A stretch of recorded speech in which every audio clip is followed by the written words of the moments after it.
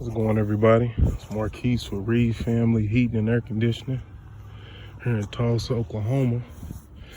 So finishing up a install. Back here we got a 14 series Goodman.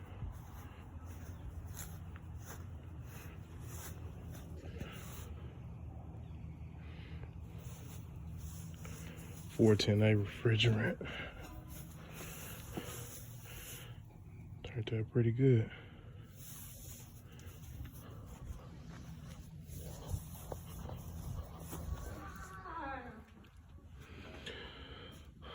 So we got a new furnace, coil, filter box. Got an 80% single stage Goodman furnace here.